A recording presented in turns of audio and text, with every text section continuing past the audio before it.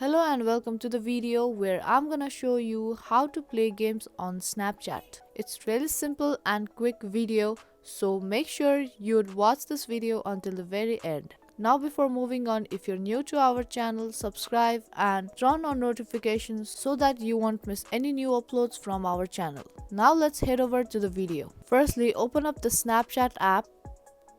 Now from your home screen, tap on chat section on the bottom of your screen.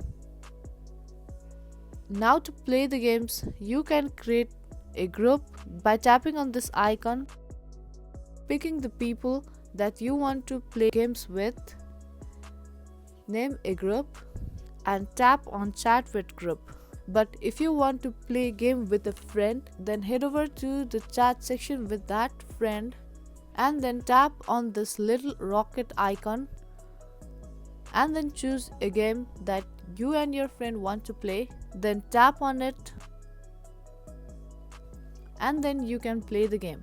And just like that, you can play games on Snapchat. I hope you liked this video. If you did, subscribe to our channel and give this video a thumbs up. That's gonna be all for this video and I will see you in the next one.